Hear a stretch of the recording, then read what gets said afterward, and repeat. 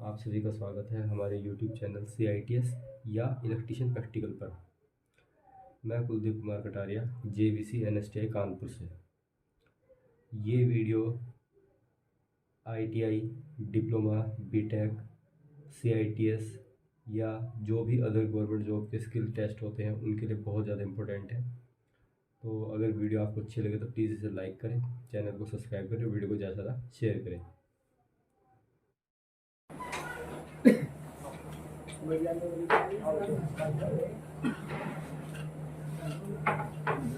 आज हम आपको सीआरओ के बारे में बताएंगे। ठीक है, सीआरओ क्या होता है, क्या करता है। एक बार पहले हम सीआरओ के हम डायग्राम को देखते हैं। इस डायग्राम में क्या है, ये सीआरओ को आपको जो फ्रंट का जो आपका जो बोर्ड देखने में होता है वो कुछ इस तरीके का होता है सीआरओ का। ठीक है, इस पे कुछ आपको बटन दिए हुए हैं। इन बटन को आप किस तरीके से ऑपरेट करोगे, उनके बारे में, किस बटन का क्या फंक्शन है, इस बारे में हम जानेंगे। ठीक है, सबसे पहले इसका काम समझ लेते हैं कि किस काम में आता है।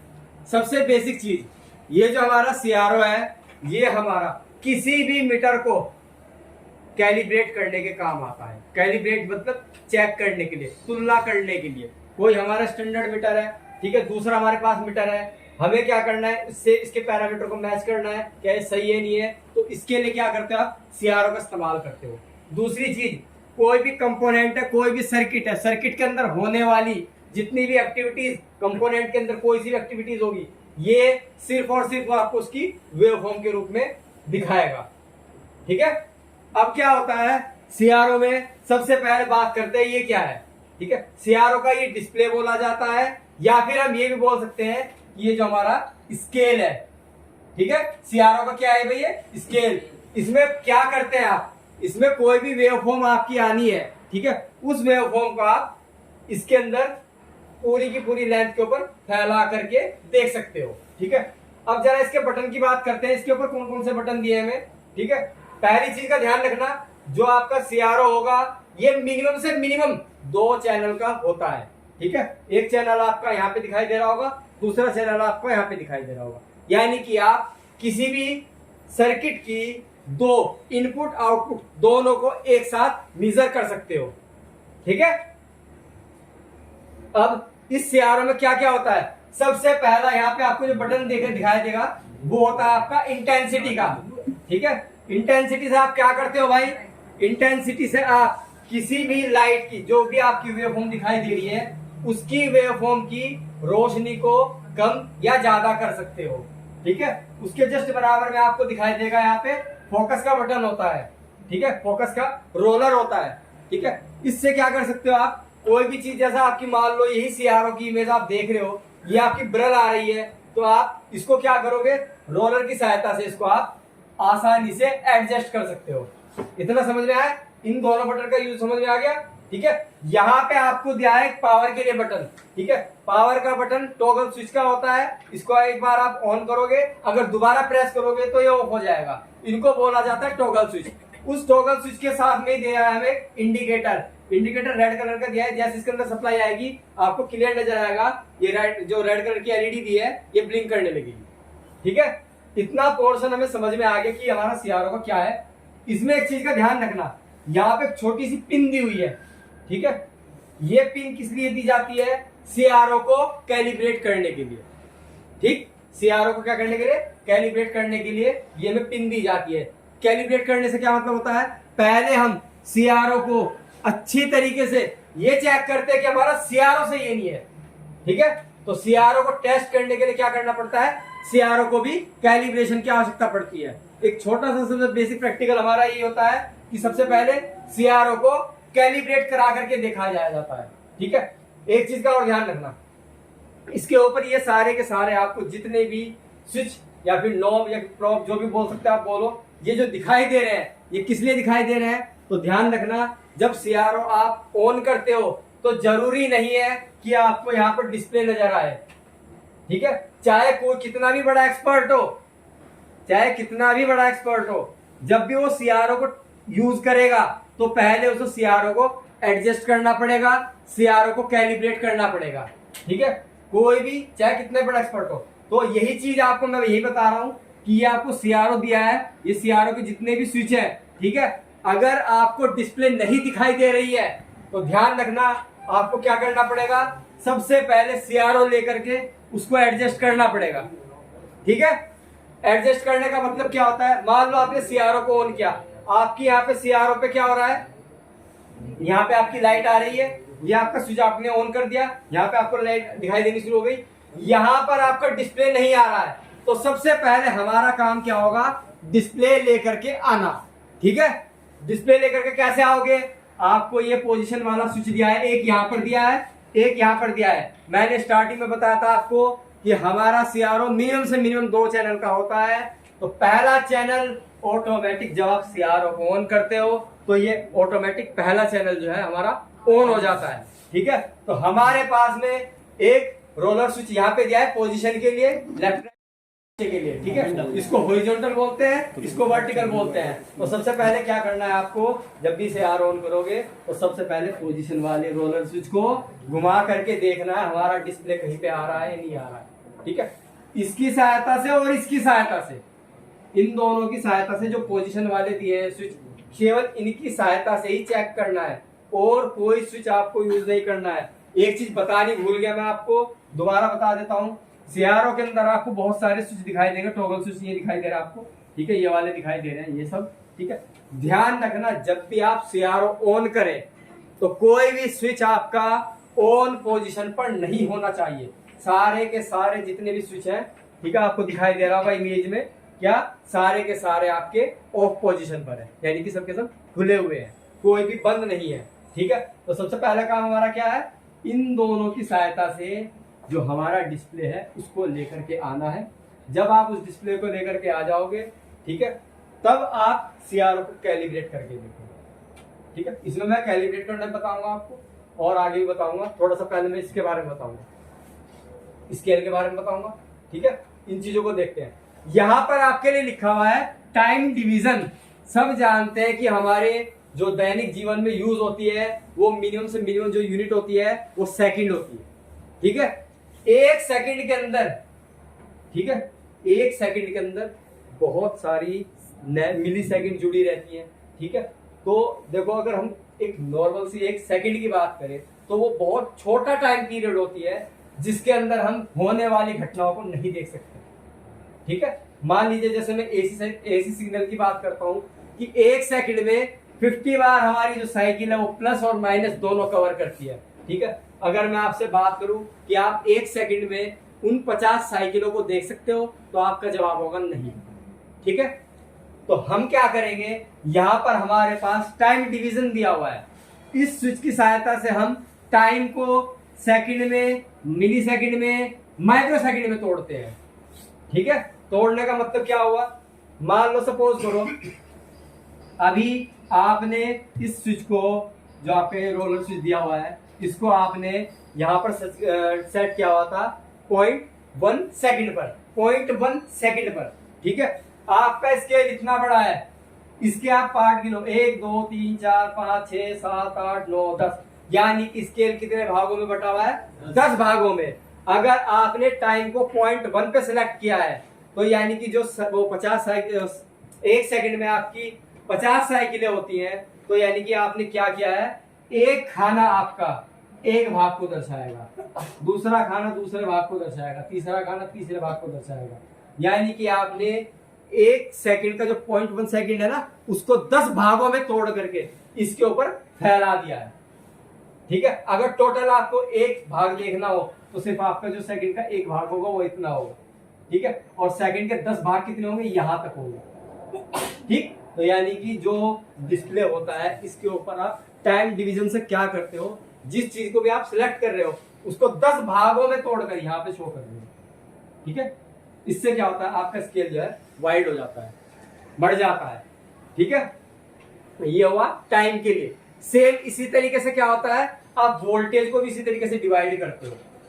ठीक है, जैसे टाइम को डिवाइड किया 10 हिस्सों में, इसी तरीके से वोल्टेज को भी आप डिवाइड करोगे 10 हिस्सों में। 1 वोल्ट दे रहे हो, यहाँ पे मैंने मान लो 0.1 पे किया। ठीक है, तो अगर ये 0.1 है तो वो आपको 10 भागों में टूटा हुआ दिखाई देगा। ठीक है, तो इस तरीके से क्या करता है, यहां से वोल्टेज को डिवाइड कर देते हो और यहां से आप टाइम को डिवाइड कर देते हो, जिससे क्या होता है आपका जो स्केल है, सीआरओ का जो स्केल है, उसका प्रसार, उसकी रेंज हो जाती है वो काफी बड़ी हो जाती है, जिससे आप किसी भी सिग्नल को आसानी से देख सकते हैं। ठीक है, अभी बात कर रहे थे हम केवल इनके स्विच के बारे में। स्विच को यहीं पे रोकता हूँ क्योंकि मुझे थोड़ा सा पहले ये बताना है कि इसको सीआरओ को कैलिब्रेट कैसे करते हैं। अगर आप यहाँ पे गौर से देखो, यहाँ पे लिखा रहता है 2 वोल्ट PP। ठीक है, यहाँ पे ये लिखा रहता है भाई, क्या लिखा रहता है 2 वोल्ट PP, यानी कि 2 वोल्ट आपको अप्लाई करनी है इसके ऊपर। 2 नहीं करोगे तो 1 करोगे, ठीक है, पर अप्लाई जरूर करोगे भाई। ठीक है, मैंने क्या बताया, चैनल 1 ऑटोमेटिक अपने आप ऑपरेट हो जाता है। आपने क्या करना है, सिर्फ पहले इसको स्टार्ट करना है। स्टार्ट करने के बाद इन दोनों की सहायता से क्या करना है, डिस्प्ले लेकर के आएंगे। डिस्प्ले आ गई आपकी चैनल 1 के अंदर। ये जो हमारी लीड दी हुई है, इस लीड का नाम बता देता हूं भैया। ये जो कनेक्टर इस्तेमाल होता है ये वाला, इसको बोला जाता है ब्रिटिश नोवल कनेक्टर। ब्रिटिश वालों ने इसकी खोज की थी तो उसी ने अपने देश के नाम पर इसका नाम रखा था British novel connector, BNC connector बोला जाता है इसको। ठीक है, ये आगे इसका हमारा लीड का टिप होता है जिससे आप किसी भी चीज की वेवफॉर्म वगैरह चेक करते हो। तो आप क्या करोगे, सबसे पहले जो आपको ये दिखाई दे रहा है कनेक्टर, इसके ऊपर आप ये कनेक्टर कनेक्ट करोगे। कनेक्ट कर दिया आपने कनेक्टर, उसके बाद यहां से जो आपकी लीड है, लीड का जो पहला सिरा है, पॉइंट है, इसको उठा करके आपको जो आपको यहाँ पे छोटी सी पिन दिखाई दे रही है, इसके ऊपर टच कर देना है। इसे करने से क्या होगा, आपका स्केल 2 हिस्सों में टूट जाएगा। ठीक है, अब यहाँ पे देखते हैं, यहाँ पे आपने लिखा हुआ टाइम डिवीजन, टाइम डिवीजन यहाँ पे लिखा है, वोल्टेज डिवीजन लिखा है। आप क्या करोगे, वोल्टेज को 1 पे सेलेक्ट करोगे। ठीक है, 1 को इस 2 से मल्टीप्लाई करोगे तो क्या आएगा 2। तो यानी कि जो हमारी लाइन आ रही थी पहली डिस्प्ले वाली, वो 2 भागों में टूटी।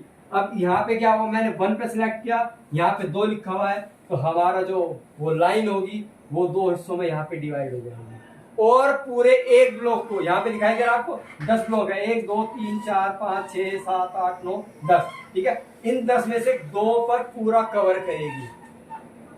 ठीक है, अगर ये पूरा कवर कर रही है तो यानी कि हमारा सीआरओ जो है वो बिल्कुल एक्यूरेट है, कैलिब्रेट है। अब हम इसको इस्तेमाल कर सकते हैं।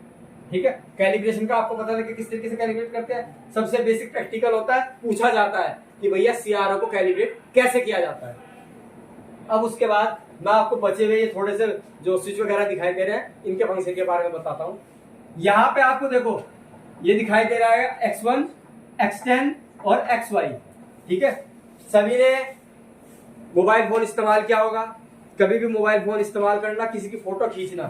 ठीक है, फोटो जब खींचोगे तो क्या होगा, पास वाले अगर आपसे पास की फोटो खींचनी है तो आप क्या करोगे, जूम करोगे। कोई बंदा बहुत दूर है तो आप क्या करोगे, जूम करोगे। तो वहां पे क्या लिखा रहता है, X1, X2, X3, X4। ठीक है, कैमरों के अंदर X4 तक जो मोबाइल होते हैं उसके अंदर जो रेंज होती है वो X4 तक चलती है। पर यहाँ पर ज्यादा बड़ा जूम कर सकते हैं। तो यहाँ पे कोई पहली पोजीशन क्या है, X1 है, इस पे आप नॉर्मल कोई वेवफॉर्म देख सकते हो। नहीं दिखाई दे रही, जूम करके देखना है तो आप इसको 10x पे जूम कर दोगे। ठीक है, जैसे आप इस पे करोगे तो कोई भी चीज बहुत बड़ी हो जाएगी। ठीक है, नीचे है XY, सबने कोऑर्डिनेट पढ़ी होगी, निर्देशांक ज्यामिति। उसमें क्या होता था, ये बताया जाता था कोई पॉइंट मेरा यहाँ पर, देखो 2 एक्सिस होती थी, एक्स एक्सिस और वाई एक्सिस। हम क्या करते थे, मान लिया एक्स एक्सिस पर ये वैल्यू है, मान लो 2 मान लिए, 3 मान ली। ठीक है, इसी तरीके से वाई एक्सिस में कुछ वैल्यू होगी। ठीक है, तो जितनी भी वैल्यू होती थी अगर हम मल्टीप्लाई करें या फिर ये सीधा सीधा कहें कि भैया कौन सा पॉइंट एक्स वाई को दिखाएगा, तो हम क्या करते थे, इस तरीके से बढ़ाते थे, इस तरीके से बढ़ाते थे और यहाँ पे पॉइंट बना देते थे। ये पॉइंट क्या करता था, एक्स वाई की पोजीशन को बताता था। तो सेम वही चीज है, 2 अलग अलग वैल्यू अगर आपको दी जाएंगी और आपने इसको स्विच को नीचे वाली एक्स वाई पोजीशन पर कर दिया तो क्या होगा, इससे वो दोनों का सिर्फ एक कोऑर्डिनेट मिलेगा, एक पॉइंट मिलेगा आपको। ठीक है, ये पॉइंट बनाने के लिए यूज किया जाता है। ठीक है भाई, अब उसके बाद में नीचे आपको दिखाई दे रहा होगा होल्ड ऑफ। ठीक है, इसमें देखो अगर मैं किसी से बोलूं आप होल्ड हो जाओ यानी कि रुक जाओ। ठीक है, तो जैसे कोई वेवफॉर्म अगर आपको चलती हुई नजर आ रही है, उसको रोकना हो आपको, तो आप इसका होल्ड वाले बटन का इस्तेमाल करोगे, होल्ड करोगे यानी कि रोकोगे उसको। अगर रुका हुआ है तो आप चलाना चाहते हो तो चलाओगे। ठीक है, जस्ट उसके बाद में कैलिब्रेट। कैलिब्रेट का मतलब क्या होता है, मान लो ये मेरा कोई स्केल है, ठीक है, कोई चीज यहां से स्टार्ट हो रही है बीच में से, तो आप उसको सही से रीड नहीं कर पाओगे, सही से नहीं पढ़ पाओगे, ठीक है। तो उसको 0 से स्टार्ट करने के लिए, ये 90 डिग्री से स्टार्ट करने के लिए आप किसका इस्तेमाल करते हो? कैलिब्रेशन का, ठीक है।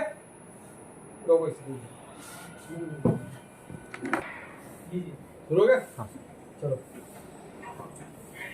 अभी तक मैंने जो बताया आपको किसके बारे में बताया भैया? इन दोनों स्विच के, और ये इतने पोर्शन के बारे में आपको बिल्कुल ही क्लियर बता चुका हूं। अब आते हैं थोड़ा सा नीचे, ठीक है, उसको इसके बाद बताएंगे इसको, ठीक है। पहले इस पे आते हैं। इसके 2 पार्ट है, ये चैनल 1 ये रहा, चैनल 2 ये रहा, यानी कि ये पार्ट जो है 2 हिस्सों में डिवाइडेड है।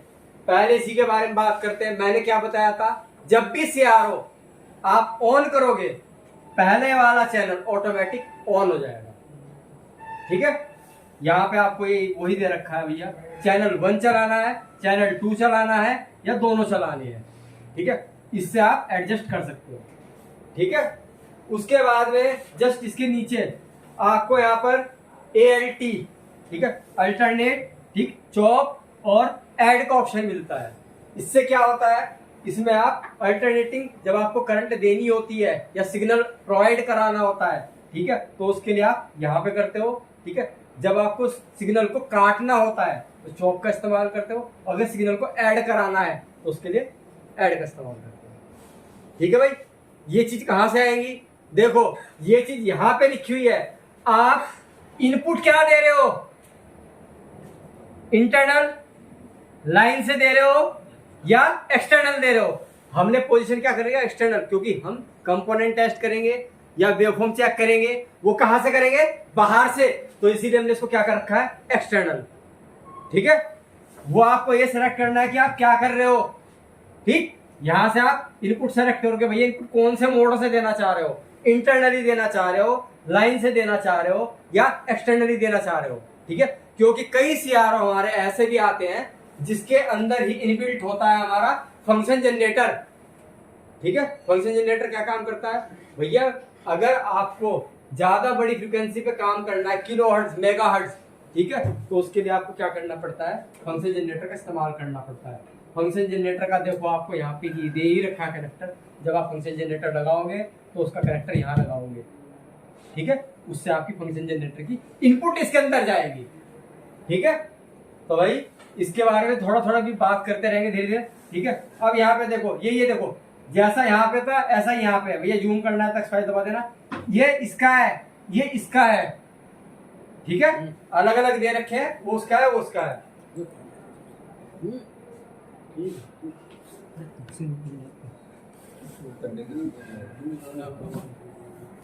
अब यहाँ पर देखो, यहाँ पे आपको क्या दिखाई दे रहा है? AC, नीचे लिखा हुआ है DC। अब यहाँ पे सिंबल देखो, अगर खुला हुआ रहेगा, अगर ये स्विच आपका खुला हुआ रहेगा तो ये आपके AC सिग्नल को रीड करेगा। अगर यही बटन आपने बंद कर दिया, प्रेस कर दिया, तो ये आपका DC सिग्नल को रीड करेगा, ठीक है। इसी तरह जस्ट आगे है ग्राउंड। अगर आपको सारी चीजों को ग्राउंड करना है, जो भी आपने सर्किट बनाया है उस सर्किट के सारे हिस्सों को ग्राउंड करना है, तो भैया सबको अलग अलग ग्राउंड करने से अच्छा ही है आप इस ग्राउंड वाले बटन का इस्तेमाल कर लीजिए, वो सारे के सारे ऑटोमेटिक ग्राउंड हो जाएंगे, ठीक है। इतना समझ में आया भाई? ये हमारा हो चुका खत्म, ठीक है। इतना ही पोर्शन यहाँ पे दिया, ये हमारा खत्म, ठीक। एक मेन चीज अब इसमें जो मेन आती है, देखो एग्जाम में बहुत अच्छे अच्छे क्वेश्चन पूछता है, आपको कंपोनेंट भी दे देगा कि कंपोनेंट को टेस्ट कीजिए, ठीक है। तो कंपोनेंट टेस्ट करने का मतलब क्या होता है?